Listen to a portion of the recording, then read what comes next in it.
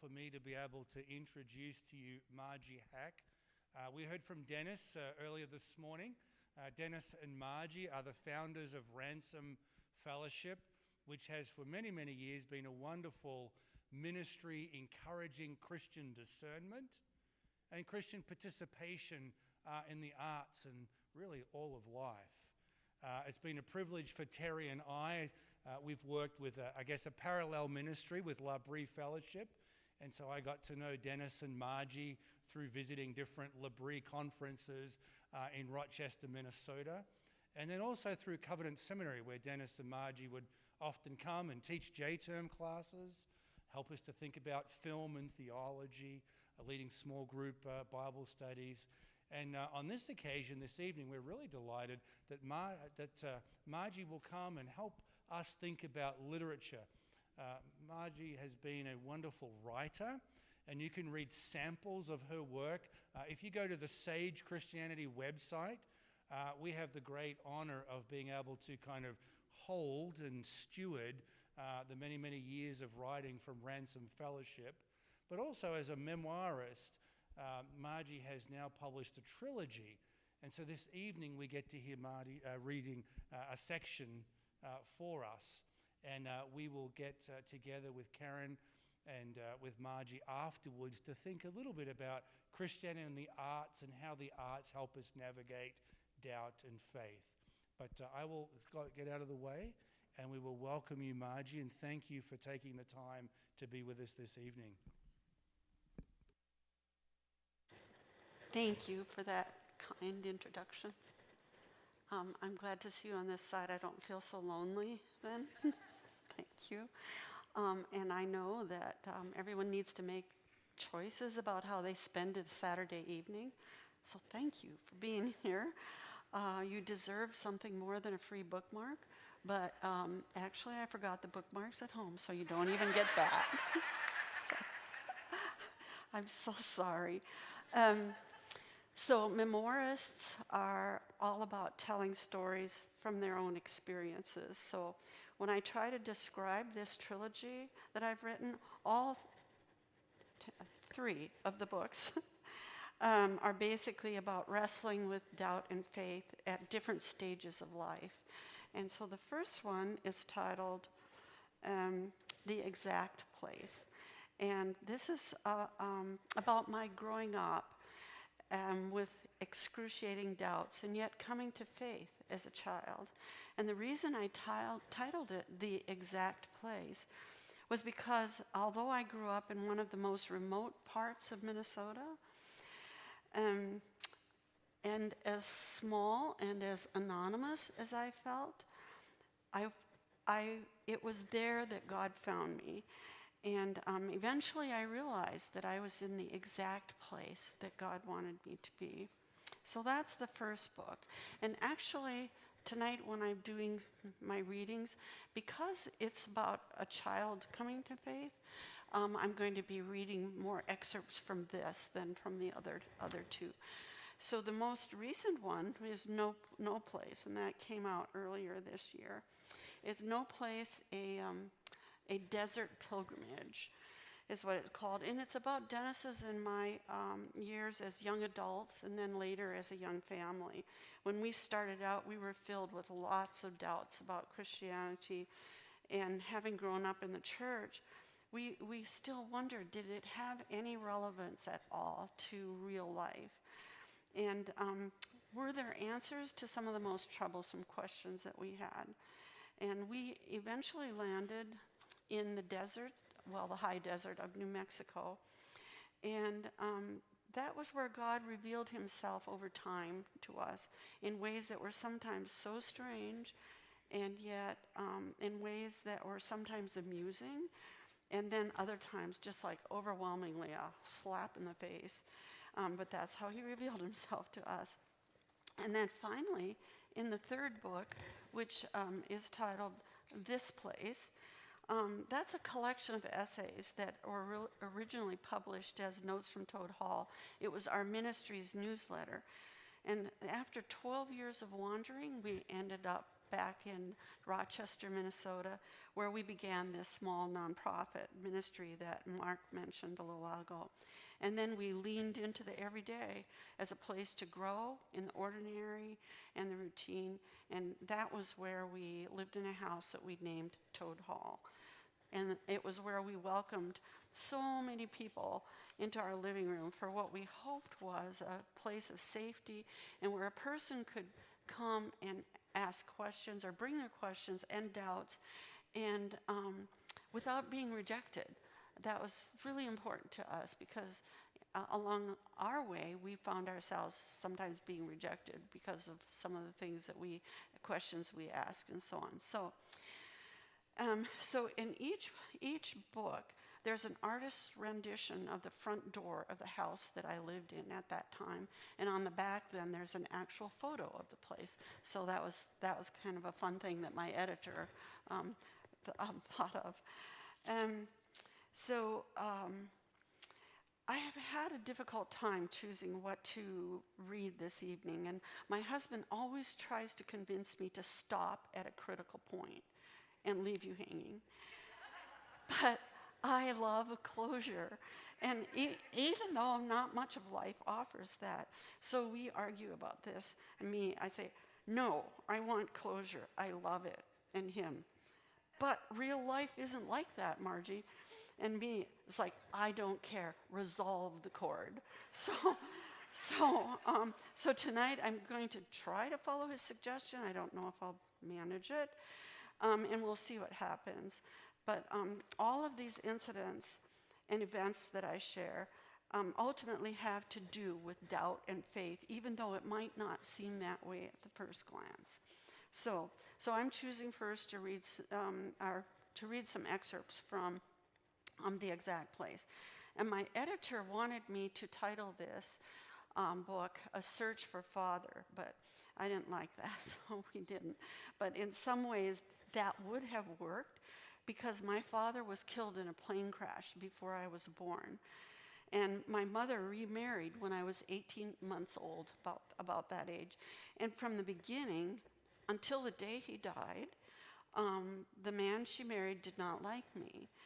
And it was my goal in life to win his love, and by being the best girl ever, but it didn't work. And I eventually learned that God was what I had always longed for in a father, and I eventually began to understand more about that.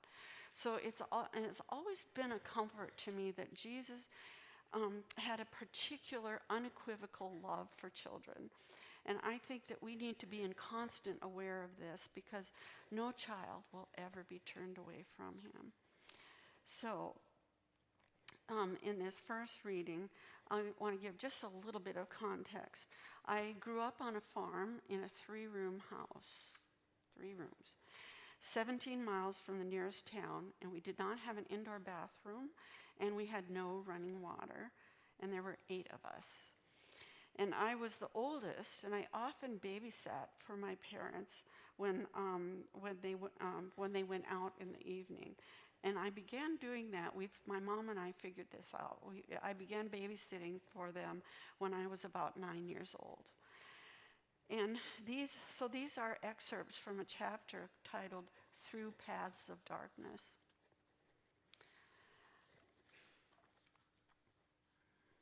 I thought of my brothers and sisters as I lay on my cot in the living room.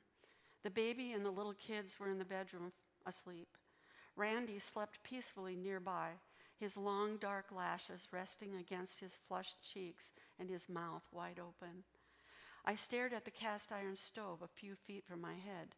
It burned so frightfully hot, I could see the outline of the coals inside as the metal glowed a translucent red. How would it feel to roast and burn in a fire? I touched the wall behind the stove. It was too hot to keep my hand there. At what temperature did wallpaper ignite? I wondered whether I had checked the burners on the stove in the kitchen. I would check. They were all off. Back in bed, I thought I smelled gas. Perhaps I missed one. I checked again. They were all off.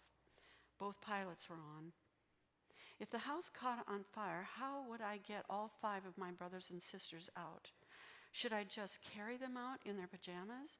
Should I try to get on clothes or blankets? Wasn't the outside bedroom door banked with flax straw and frozen shut? Would we freeze to death in the Arctic air? Would Randy be able to help? He was always so groggy when he first woke up. Every car that passed our remote farm at night began as a tiny glow on the opposite wall of the living room. The light grew slowly and moved across the wall, the shadows of the poplar trees moving with the headlights, first slowly, then faster and faster. I prayed each one would be my parents returning home. The light would suddenly reverse direction, flip up the wall, race across the ceiling. For a brief second, a red glow from the taillights flashed through the opposite window and was gone. The 7th car will be Mom and Dad, I told myself. I waited, counting, praying, wishing they would not leave us at night, and occasionally rechecking the kitchen stove.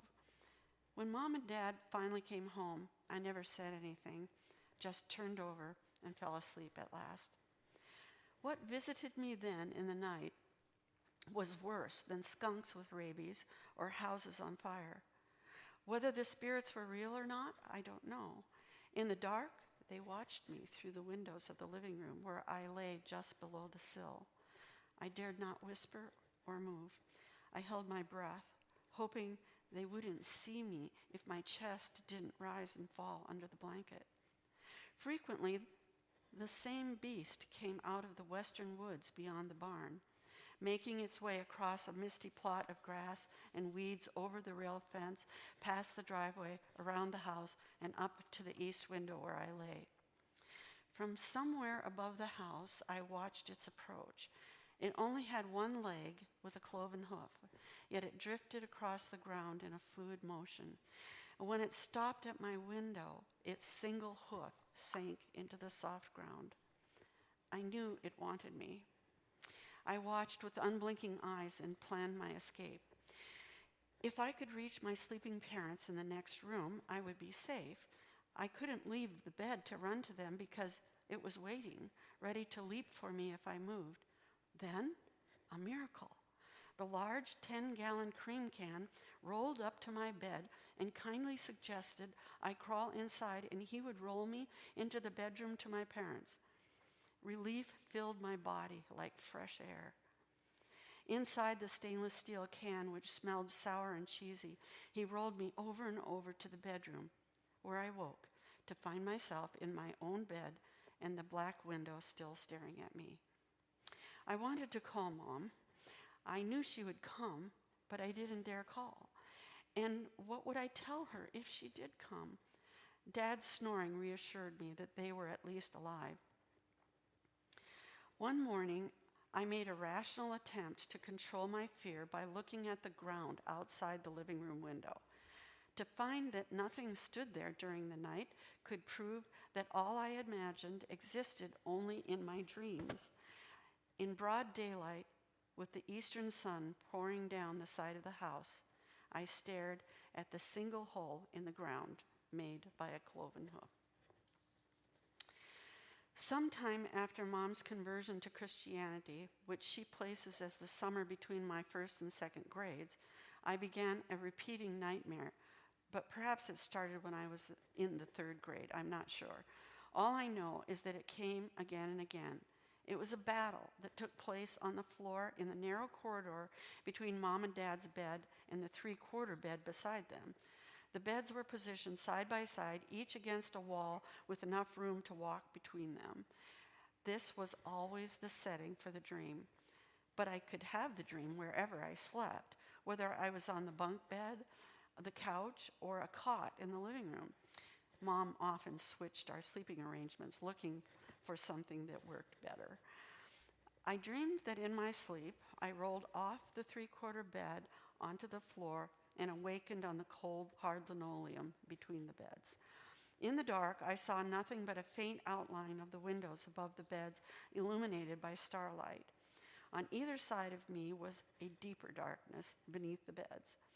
My mind sensed danger and knew it needed to wake my body from the paralysis of sleep. It needed to get me out of the dream or back up on the bed before something terrible happened. My limbs were bags of boneless sand, but with enormous effort, I managed to get to my hands and knees. Something moved under my parents' bed, and with a violent effort, I heaved myself up toward my bed.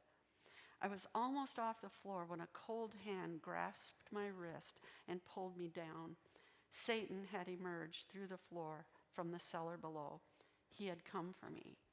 I fought him, grasping air, tearing at the blankets that hung over the edge of my bed, but I was slowly being sucked under.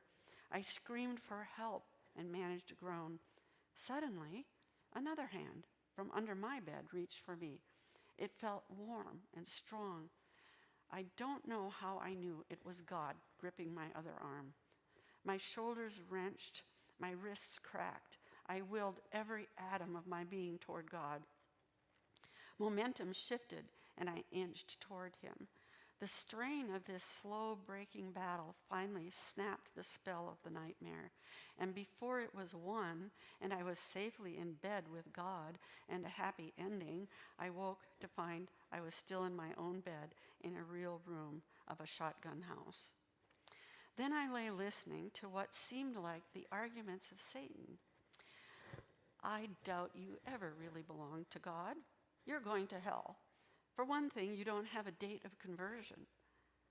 I had rededicated myself, confessed, prayed many times at many campfires upon the urging of counselors and preachers. They warned us, you must be sure of your salvation. I carefully recorded the dates of those confessions. Upon this day, present date, I, Margie Lou Block, received Jesus Christ as my Lord and Savior. You said the same thing last summer. Do you know where liars go? Yeah, straight to hell. So, he folded his arms. Which one was real? When are you going to get sincere about this? Perhaps you should do it again and get a real date, and this time really mean it. People did ask, when were you born again? We were reminded that we knew our physical birth date, well, of course, but the more important date was your spiritual rebirth. Satan was right. I couldn't remember it, which meant maybe I didn't have one. I had loved God since I could think. It began on a winter day with a rat terrier named Bing who had stolen my mitten. But what does a 4-year-old know? Not much, I guessed.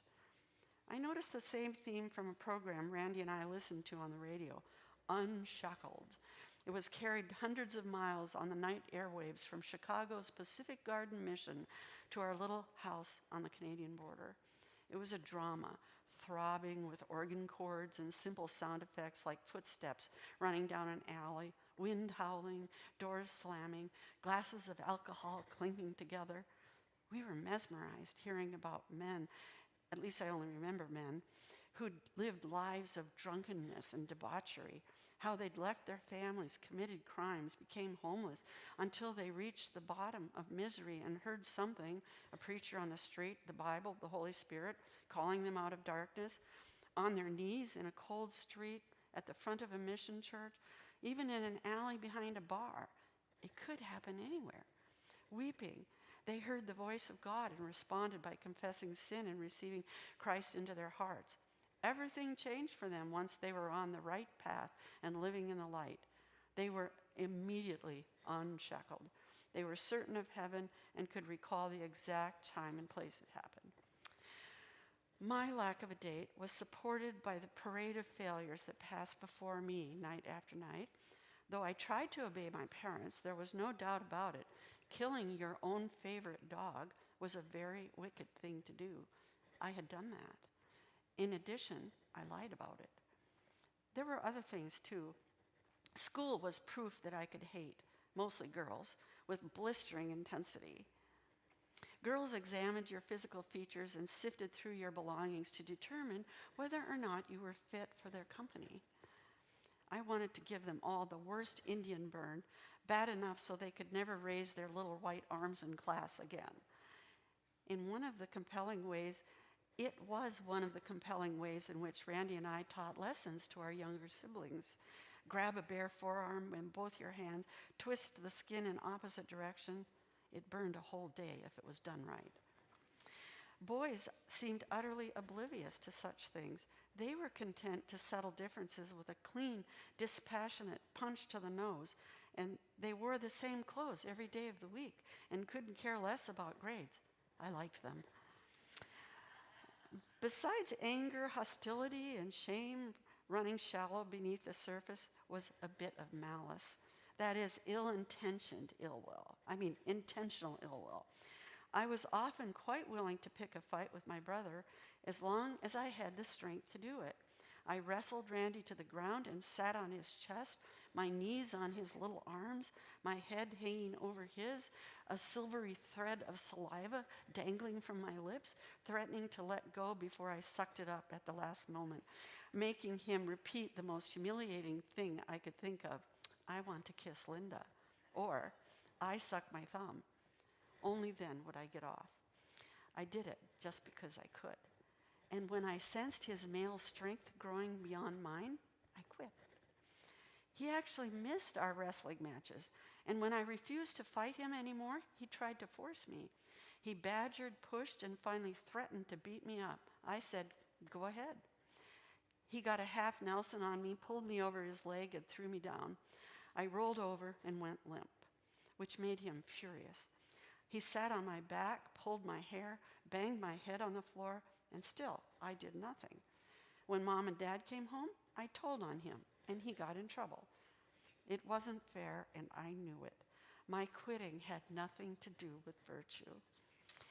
In an agony of remorse about my offenses, I confessed, "Dear God, I am sorry I hate Karen Lee Anderson so much. I'm sorry I beat up my brother and killed my dog. I know it's wrong to want all the new clothes in the Sears catalog. Forgive me for being ashamed of my family and for being a rotten tattletale. I knew Jesus died for all these things, but I will try hard to be. I know Jesus died for all these things, but I will try hard to be better. Amen." I wanted to do something to prove I loved God and could change if I tried very hard, something big and costly. I thought God would be very happy if I became a missionary. Missionaries had to live in primitive conditions without running water or indoor plumbing. I already knew how to do that. But you also had to eat things you might not like. I heard of people who ate winged termites, waiting for them to emerge from their holes, deftly picking them up, pulling off their wings, and popping them in their mouths. That would be hard, but I would do it. It couldn't be worse than eating morel mushrooms or the testicles of bull calves. I might get speared to death and maybe eaten, but then I'd be a martyr like the 5 missionaries who were killed in South America by the Auca Indians. I was willing to do this for God, and I hoped he would love me in return. One night, after another fall-off-the-bed nightmare, as I argued with the same old doubts, a new question arose. It went straight to my heart with the sudden clarity of floodlights thrown on at the ice rink. It was a simple question, gentle, clean, not like the accusations from Satan or my nitpicker self. All my thoughts stopped to listen, and the question asked, right now, at this very moment, what do you believe? It was not an audible voice, but I knew it came from God. And the answer was so easy. Why hadn't I thought of it before? I felt hope rising in my heart, and I answered, right now, this minute, I believe Jesus. I love him. That's all you need. So that was the first reading. And now, no, you don't need to do that. Thank you. So for the second reading, this excerpt is from when I was 4 years old and had my first spiritual encounter with the supernatural. And it's from the first chapter in the book. It's called "The Dogs of Our Lives." So, the December after my stepfather, Mom, Randy, and I moved to the farm in Lake of the Woods County on the border between Minnesota and Canada, I turned 4. That was the winter of my first spiritual awakening. It was Bing's fault. The day was bitter with millions of frost diamonds glittering in the air, but my mother did not consider 20 below zero an excuse to stay indoors sulking underfoot the entire day. So I was stuffed into a padded snowsuit and sent out to play. Bing, whom I loved almost as much as my mother, was turned out behind me, and we sat on the steps, blinking and breathless in the crackling air. All around us, the snow lay in brilliant waves and deep drifts. The wood stack in the middle of the yard was a round mound with a black cave in the side where my stepfather had dug through to the firewood that heated our house. The fence posts were capped with snow. The farm machinery lined up along the edge of the woods was softened and half buried. Bing was the most cheerful and brave of all the dogs we ever owned. He was a white rat terrier with half a brown patch on one ear, a spot on his side, and a tail that curled tightly over his back and was wagging to a blur whenever he was having fun, which was most of the time. Just then, he was trying to get up a game of chase. He posed before me, his head on his paws, his rear end wiggling cat-like in the air, ready to pounce. As I rolled awkwardly to my feet, he grabbed my hand, tugging and growling, and he pulled off my mitten, flew through the snow, carrying his prize, disappearing and reappearing like a white dolphin in the surf. I floundered after him, falling down and burying my hands in the drifts. I came out shaking my naked, reddened hand, yelling for him to stop. "Bring that here," I wailed, but he ran on, viciously growling and shaking the mitten as if to break his neck. He wouldn't stop. I couldn't catch him. So I screamed every "God will damn you" curse I could think of. I don't remember my exact words, but Bing's reaction still blazes in my memory. He dropped my mitten and looked at me with horror. In the bright light, I waded through the snow, picked up my mitten, shook it off, and pulled it on. Bing was not one to give up a thing once he had hold of it. So why did he? My small size, my angry swearing didn't seem reason enough. I had seen my stepfather use his big voice to call Bing away from a hole he was digging. Dad could crush walnuts in his fist, throw calves with one arm, and yet Bing ignored him, a fountain of dirt flying up behind his tail until he felt Dad's foot coming.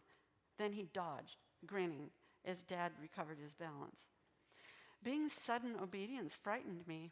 I struggled back to the steps, sat down, sniffled, and began a loud bawling. At that moment, my mother opened the door. The dog raced inside, and she asked me to explain what was going on. I told her Bing stole my mitten and wouldn't bring it back until I said a lot of very bad words. "Did you swear at God?"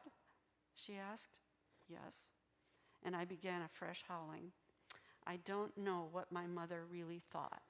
At that time, she only had residual spiritual knowledge left over from her own childhood. I had none at all. But she did not find my confession insignificant, nor did she laugh. Kneeling in front of me, her arms about me, her face in mine, she instructed, "Go into the next room, get on your knees, and ask God to forgive you for swearing, and he will." Her confidence relieved me. Isolated details litter my earliest memories, refusing to resolve into completed pictures. So I don't remember what happened after Mom told me to pray. I only know that from that time, there was this presence of love that lingered near me.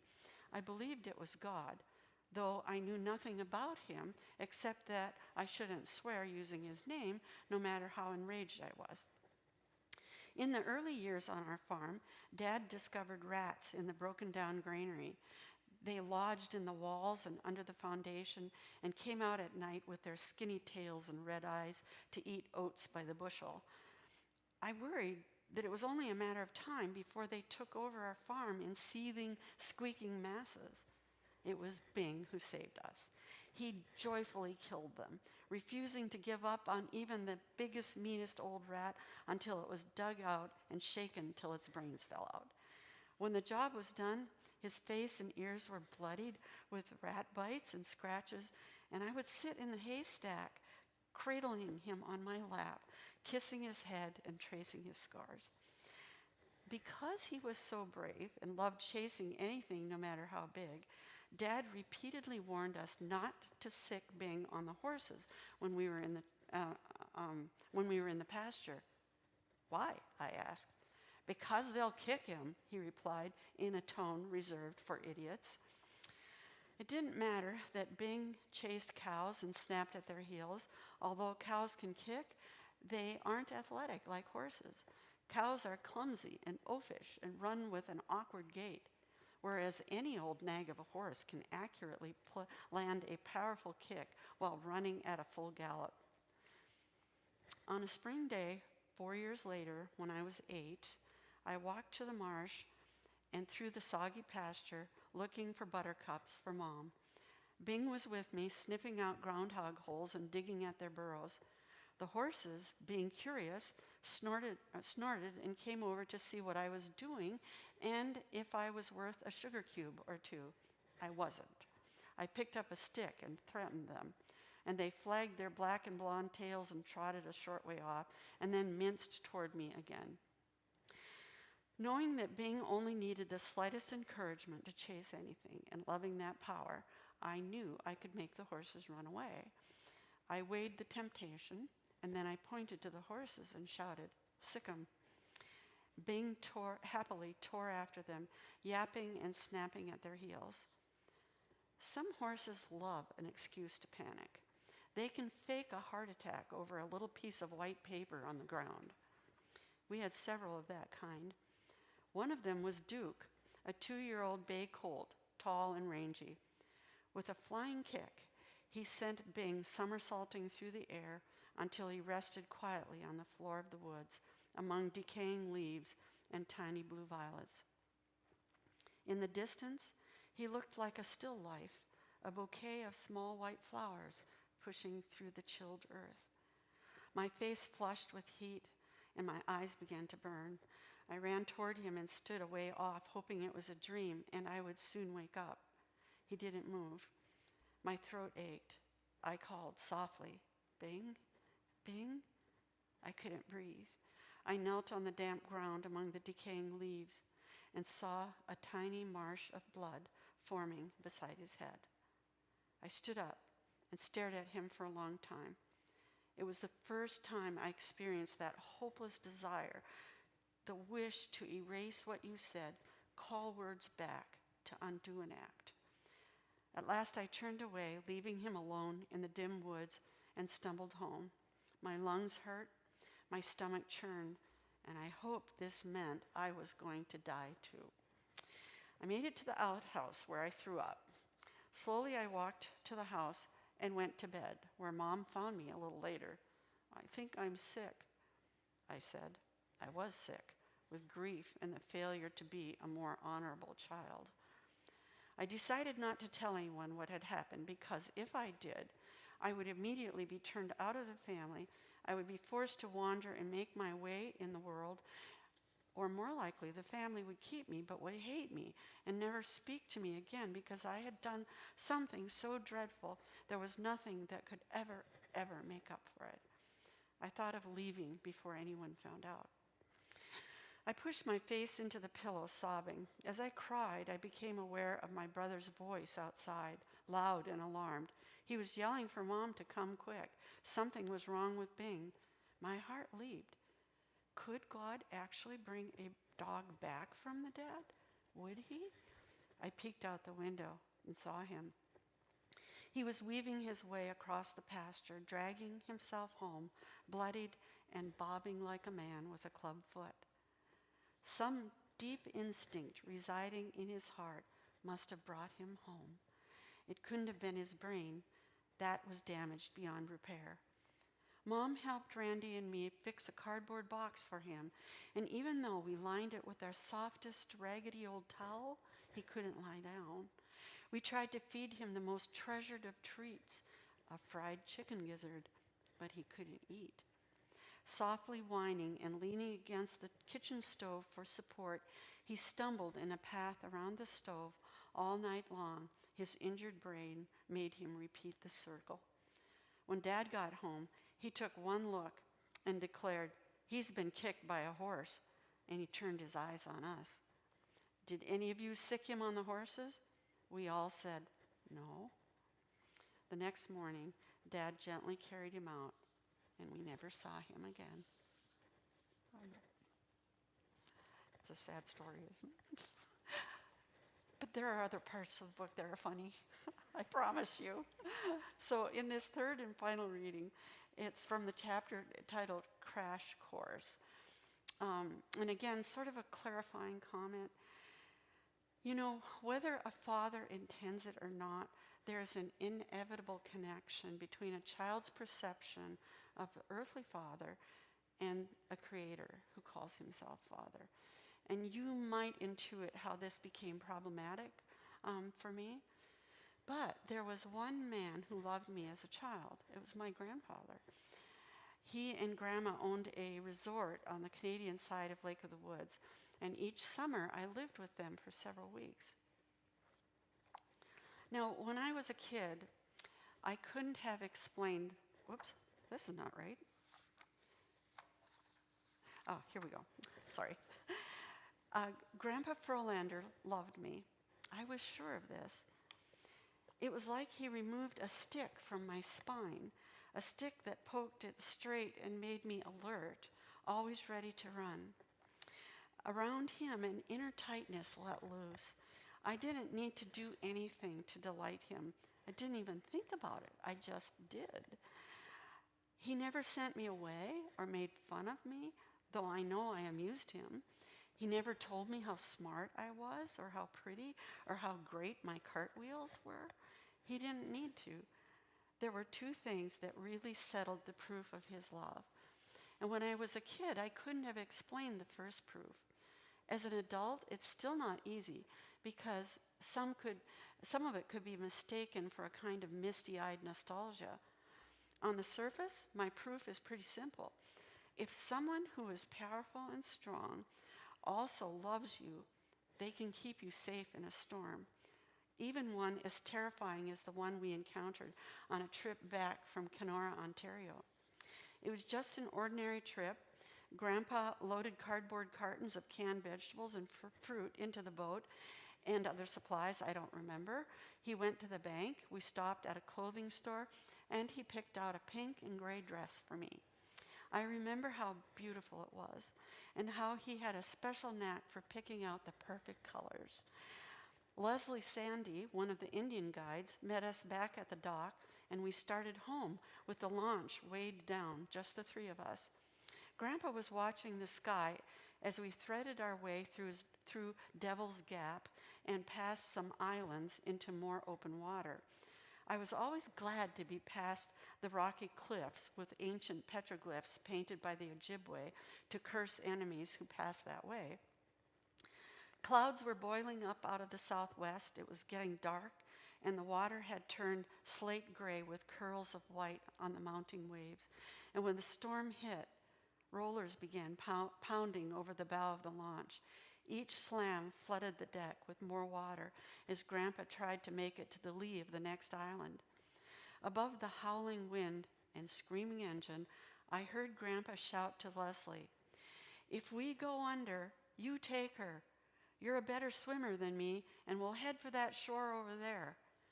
Then he turned back to the helm, whistling a bar tune. I sat calmly on the high swivel seat beside him and thought nothing of what he said. That's how I know he loved me. That I thought nothing. That the possibility of capsizing in a storm with him meant no more than taking a dive off the end of the dock on a sunny day. The second proof of his love was that he taught me to fish and allowed me to wreck his very best open spinning reel. And he never mentioned it. Grandma did not approve of my learning to fish off the dock, Besides the fact that fishing was a questionable pursuit for a girl, there was the danger of my falling into 12 feet of water and drowning. Or I might put my eye out with a hook, she said. Well, the latter was probably the most realistic of her worries, since it took me a long time to get the hang of casting an orange lazy Ike across the bay. I forgot to release the line and ended in a full-arm swing by slamming the tip of the rod into the water right at my feet. The danger was not so much to myself as to anyone fool enough to come within 50 feet of me, which is probably why Grandpa always called out instructions from the screened-in porch where he sat drinking his Molson's Canadian on his afternoon break. Only once did I manage to hook my finger on the point of a lure. As for drowning, someone else perhaps, but not I. I had perfected not falling but flying off the dock in the running broad jump and the cannonball. And when I did fall off the dock, it was backwards, and only because I had been fatally shot by an arrow, shot off the top of the ridge opposite the dock. I loved everything about fishing. The smells of fish and water, the sun glancing off the surface, the lap of waves against the dock, the array of sinkers, leads, and lures in the tackle box, the zing of the line, the whir of the reel, and a distant plop as the lure landed precisely in front of cattails on the opposite shore, on the far shore. The alchemy of fishing is only partly explained by the setting: islands, shoreline, sand, rock, sky, and water. There are other elements of mystery and danger that exist beneath the surface. I think of Jesus mounting the crests, coming up hills of water, crossing the waves to save his disciples, some of them seasoned fishermen who were scared witless. As a child, I knew that story well. Now I can look back and see that just as our dog Bing had led me toward God, fishing awakened another spiritual landscape in me, something about creation that was both heartbreak beautiful and frightening. But layering over it was the hope that Jesus could and perhaps would come along to control and rescue when needed. During those first fishing lessons, it's a wonder Grandpa didn't despair over my witless, crude technique. If I did remember to release the line, I often forgot to look down at the reel to make sure the line wasn't knotted before I reeled it in. I began winding with the drag on. Click, click, click, solid stop. I cranked hard, my rod bouncing up and down with the effort. Nothing. Only then would I look down and discover an enormous bird's nest of fishing line had grown over my entire wrist and hand. Then one day I caught a legend. I had made a perfect cast across the bay when something hit my line hard and stopped it cold.